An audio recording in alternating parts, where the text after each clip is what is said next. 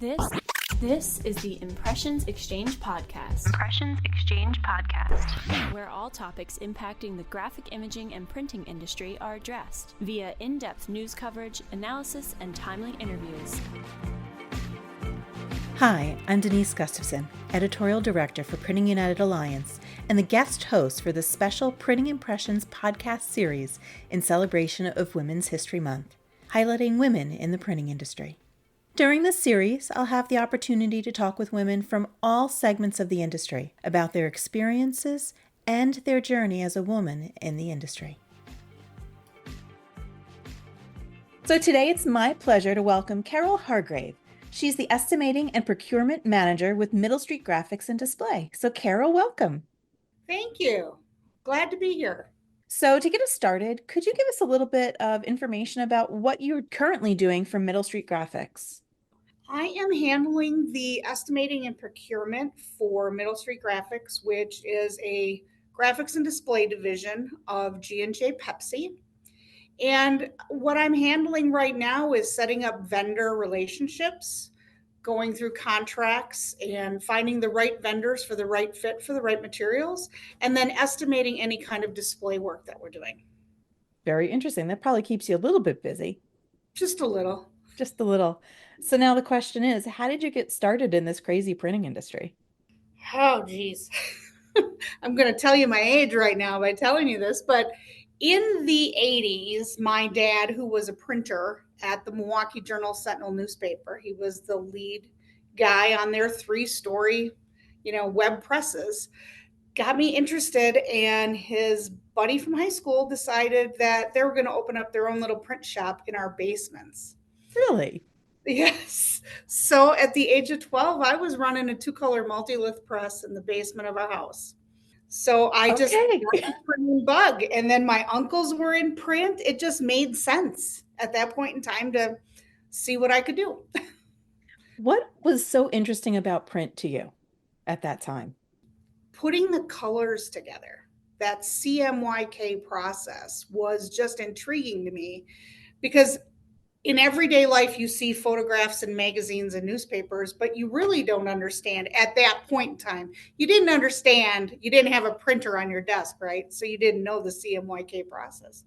So it just was intriguing to me that you could take something in different colors and make it to be any color of the rainbow.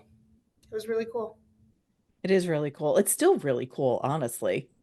The process that has changed in just my 40-some years in print has been amazing. You went from having a 1-color press to having a 2-color press, and now we have 6, 8-color presses. And there is no bounds. There's no boundaries for what print can do now. It's gotten digital, but it's still the same. It is. It definitely is. I'm still kind of trapped a little bit right now with the fact that you were running a 2-color press in the basement of your house. I have to say, I keep thinking back to that. I'm like, part of it's like, how'd you get it down there? I'm thinking logistics.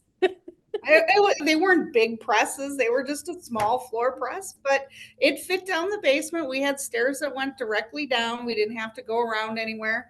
Somebody had the plate maker at their house. We had paper cutter. We had a plate maker. We even did some layout stuff. So it was really cool. That is really, really cool. Now, obviously, your dad was an influence. You had uncles in the printing industry, which kind of goes into the stereotypical printing industry. It's very, very male dominated. Yes. So were there challenges that you face now that you're entering the printing industry as a woman? There was a lot.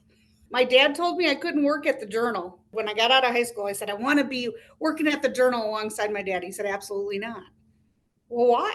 Yeah, why? They did not have women's locker rooms. They didn't have women's showers. It was all men. So if you worked on the printing press and you got ink all over you, right, you were going to take a shower before you went home. These guys were in a shower room just like you were in high school in gym class. Mm-hmm. He was like, no, you're not. So I found a professor in college that found me a pre-press job where we used to burn plates for 3 hours a color. Now it's instantaneously ripped. But I started that way. There was some journeymen that took me under their wing, and the rest is history, really. But my sister-in-law did end up being one of the press women at the Milwaukee Journal because, yes, my sister-in-law started working there. She wasn't married to my brother at the time, but she started working there and got into the press room, and they made women, they took one male bathroom and made it a woman's bathroom, and she was able to work there. She's still a pressman now up in Canada. That's very, very cool. So I have to ask, were you a little jealous that she got in and you didn't? No, No? no, because I think if I would have been in the press, if I would have stayed in the press room, I would have been locked into not really being able to have further opportunities. And the path that I chose actually led me to where I am today. So, talking a little bit about that path that you chose, what role did education, either formal or informal, play in your career as you were progressing? In my high school, which was in Cudahy, Wisconsin, and we're right by the lake, Mm-hmm. we had shop classes. You had metals, you had woodworking, you had drafting, and we had graphic arts. And I chose the graphic arts, being one of the only women in the graphic arts industry at that time. My teacher and mentor, his name is Wayne Meyer, we still connect to this day That's about, awesome. yeah, about the advancements in printing and stuff like this. And a woman walking into that shop class, the women took home ec in the 80s. The women didn't take printing or metals or shop, but he did see that I had that thirst for ink, and he just kind of pushed, and then it went from there. I've had great people that I've worked alongside of that were willing to teach me what I didn't know. And I am one to always say, well, if you're willing to teach me, I'm willing to learn. Education becomes formal and informal, right? So I did go to college.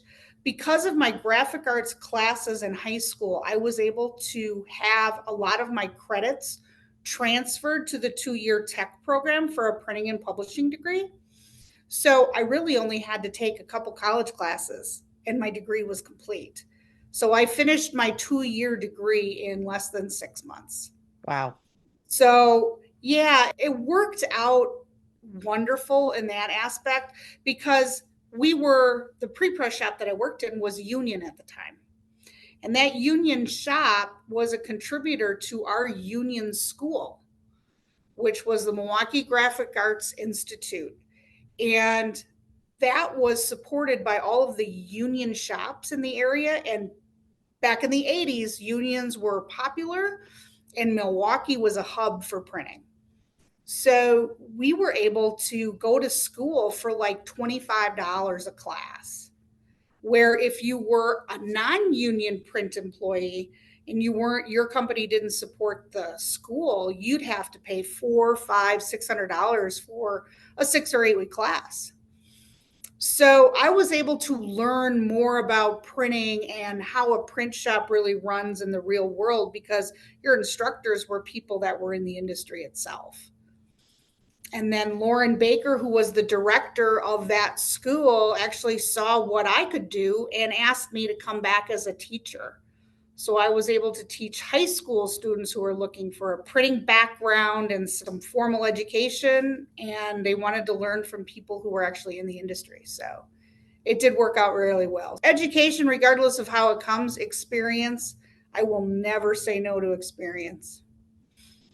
That's an awesome path to go because a lot of, I know, especially nowadays, those graphic arts programs are few and far between when you're looking at the high school level, even into some of the junior colleges or the college level. It's not really offered anymore. No, it's not. It's a lost art form. It It really really. is. Mm-hmm. I'm glad that you were able to take advantage of it, but then I'm also sad in the case that so many people nowadays are very similar. They have that drive to learn a trade or to learn or to find out more about the industry, but they don't have those opportunities. Yeah, the high school that I went to has actually had me back to speak as a mentor to my alma mater, to the students that are in their graphic arts program. So their graphic arts program now is not really like running a printing press, right? It's not those hands-on doing color separations and all that, but it is digital. It is desktop publishing. It's learning how to manipulate art in Illustrator and Photoshop. I've had the pleasure of being called back multiple times to speak to students.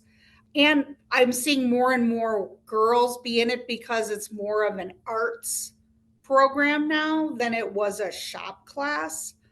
But they are learning the process. And some of the old books and materials that were there when I was in high school are still there. But they're in the archives. Yeah, I would imagine so, unfortunately. Yeah, so I had a couple of students ask me if they could do some internships or whatever. So when I was employed in a company in Wisconsin, we had a couple interns go in for the summer and just kind of learn a little bit more about printing. They just Mhm. shadowed people and worked in the assembly area and worked on the press and shuffled papers and stuff. So it was a good program. I think it still is a good program, and it there should be more of them out there. I agree. But now we just have to convince the various junior colleges and high schools that we need to have more of these programs. Yes, we do. So you already mentioned that you had the opportunity in a way to mentor or have some interns in when you were working at a company in Wisconsin. Is that something that you've continued throughout your career to be able to mentor other younger people or even some older people as they're making their own way through the industry? I yes, one of my companies that I worked for in the past, actually a couple of them, I've taken women, mostly women, from the plant that have been working on an assembly line or whatever, and I get to talk to them and find out that they don't want to be in the plant. They have an education and they have other interests. One lady I was able to mentor and get her into purchasing. She ended up being my administrative assistant for 5 years and then ended up working at one of our vendors after that in print. So that was a great thing. And then I found another woman in the plant who had an arts degree but was interested in what we did to get it to the plant. So I brought her in and trained her as an estimator, and she helped actually install and get up and running an ERP with me. So she was very, very knowledgeable. But most people, it doesn't have to be a man, doesn't have to be a woman, they get stuck in a spot and they're never talked to or interviewed to find out if that's really what they want. That question, what do you see yourself doing in 5 years? Hmm. I think that's an awesome question to ask, and not just during an interview. If you're in the plant and you're talking to somebody on the line and you're talking to an operator and like, do you still want to be doing this in 5 years? Well, no, I'd really like to be a 9 to 5 job, managing, doing whatever. Well, they might make a good production manager, they might make a good procurement person, maybe good in shipping and receiving. You never know until you ask the question. If you don't Yeah, have the conversation, you don't know. exactly. So conversations, communication, that's all key. Because honestly, I don't think anybody is going to literally walk up to their boss or their boss's boss and say, "Hey, I want your job in 5 years," or "I want to be doing this, that, or the other thing in 5 years." I don't think anybody is really that confident or comfortable having that conversation. It really kind of needs to come the other way. Yes, it needs to come from the top down. It Yeah. really does. And I believe in helping anybody. There's project managers that don't know everything there is to know about displays or even the print industry. They know what they're doing because they're managing a project, but they don't understand the steps. So, hey, take them out in the plant and teach them the steps. This is how you mount, this is how you die cut, this is how you assemble it, this is how it packs. It doesn't just come naturally to anyone. You have to learn it. Hmm. And if they're willing to learn, I'm willing to teach. That's a great attitude to have too. I hope so. I think people appreciate it. Yes, I think they do. So, kind of changing our topic and our conversation a little bit to focus on leadership and women in leadership positions. You obviously are in a leadership position within the company. Why do you think it's important for there to be women in leadership roles, whether it's as a manager, director, or in the C-suite? Why is that important? I think women look for potential. Hmm. They keep their eyes open, they keep their ears open because we're multitaskers. We can handle a lot of things going on. You can be in a room full of women and men mixed, and women will pick up on smaller conversations going on, even if it's a key word. And I think that women empower women. They should. And I have this great group of core women that I've been friends with for years, and we empower each other. If you're having a bad day, you reach out to everybody and we respond. If you're having a great day, we respond too. I think women are more open and approachable to having those conversations. I can walk up to a guy and have a conversation like I was in the shop, and I can have a conversation professionally with someone in the front office.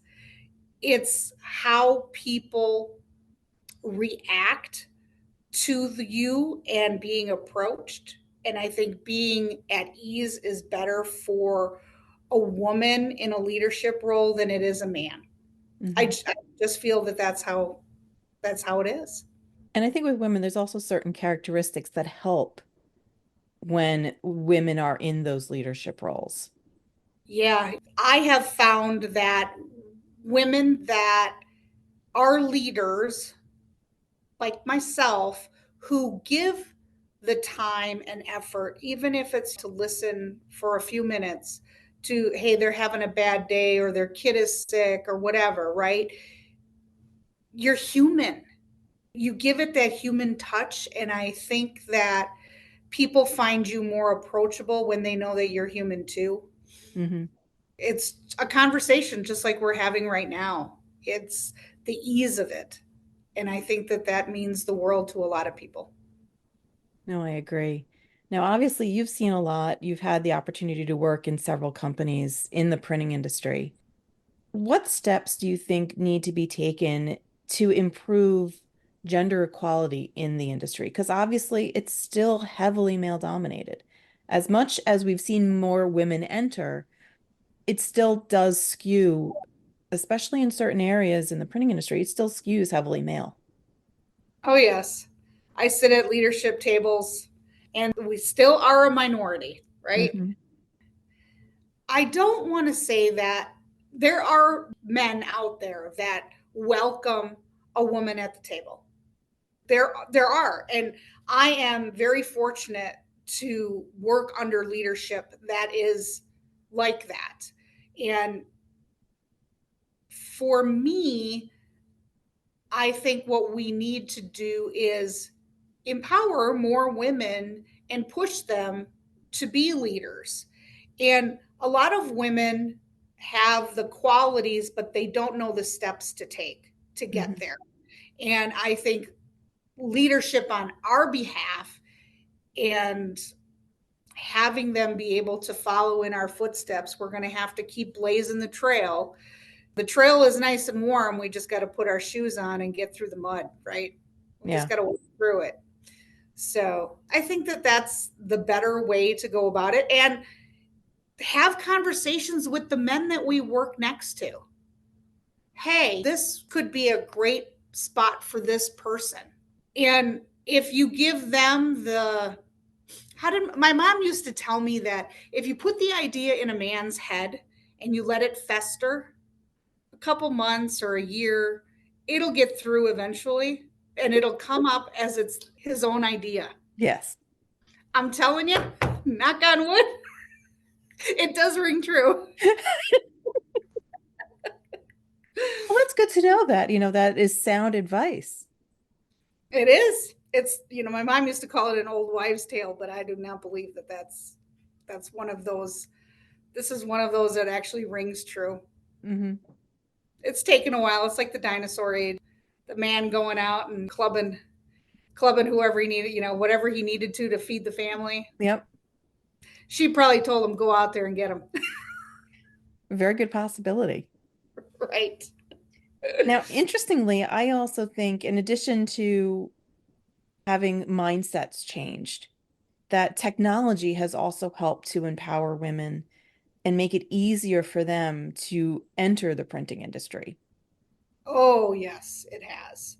Technology has been a godsend for women, especially more in like the plant operations and stuff like this. Like I was talking previously about my dad saying no women could be in the press room because we had to take showers.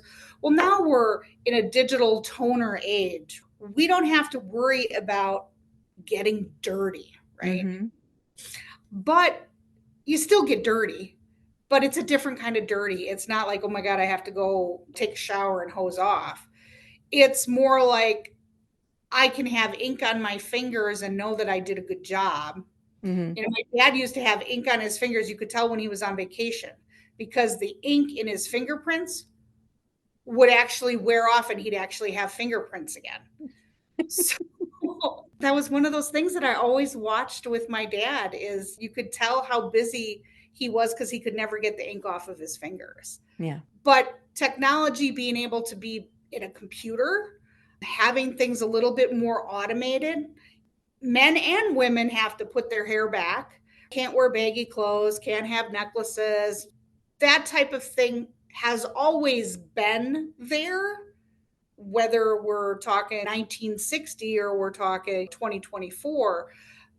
But I think that being able to be technology savvy, to know that, and women have that tendency to be organized multitaskers, and they make phenomenal project managers Mm-hmm. because they can pick up where they left off an hour ago and learn how to juggle a little bit better. They're also good at purchasing. They like to shop. I haven't met a woman who really doesn't. So yes. Yeah. I don't like to shop at a store, but I don't mind shopping online. So I do think that the technology has been able to give the ability to women more because some women they don't like to heavy loads and all that kind of stuff, and things are so automated now on a press. The load comes right to the press. You don't have to lift anything, you don't have to shuffle the paper or anything like that. So I think that being able to continue to increase our technology base in printing will allow women to be more active and prominent in the field. And I think also having a much more digital focused shop and a cleaner, a quote unquote cleaner shop as well, I think will attract more people just in general. Because unfortunately, I think the printing industry has the perception of being a dirty industry. Like you said, you might have to go hose off before, but now some of the shops that I know I've toured, they have to be kept clean because they might be dealing with food products or other things. There's a certain standard that now has to be met. So it's not like there's ink cans lying all over the place. It's such a different environment, but I don't think that translates well outside of the industry itself. Yeah, everybody still thinks, oh, it's ink on paper. Hmm. It's messy. But yeah, I think we could do a better job of advertising that ourselves. Hmm. That if you want to have a manicure, it's not going to damage your manicure, right? It's not. It's you're going to get a paper cut here or there, but it's not the end of the world. It's not life threatening. You might get dirt on your shirt. Well, you don't wear a good shirt to work. Yeah. But I do believe that we could do a better job of advertising the changes in the print industry, that there's hardly any more chemicals. We used to have 600-page MSDS book because of all the chemicals in our plate shop and stuff, and now your MSDS sheet might be 30 pages at the most.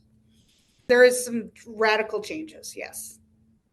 We just need to figure out how to communicate them better. Maybe you and I can get on that later. All right. Well, we'll solve that problem Sure. next. So that'll be our next problem we solve. There you go. So for you, you've had such a varied career in the printing industry. So where do you see yourself in 5 years? I'm going to turn that question on to you. Oh, geez. Where do I see myself in 5 years? I see myself here at Middlestreet Graphics. I really do. I think that the leadership here is second to none. Their future goals and their equipment, all of that rolled into the team that's here right now that we're building with, I think the sky's the limit. We've already went into a second building. We've already grown double the size in 5 years. I think in 5 years we could be a very big competitor in the display industry. And this is exactly where I want to be and exactly working for the people I want to. Dean DeMarco is a phenomenal leader, and I had the pleasure of working with him at a different company, and I followed him here when he asked. In conclusion, this is probably my favorite question that I ask Oh, is, don't worry, it's not horrible. Knowing what you know now, based on your experience from that two-color press in the basement to all the way up to what you're doing today, what advice would you give to yourself if you were just getting started in the industry? keep going. Keep going. Printing has always been impactful, whether it's been in my life or you look around and printing is everywhere. From the carton that you get your milk in to postcard in the mail, whatever it happens to be.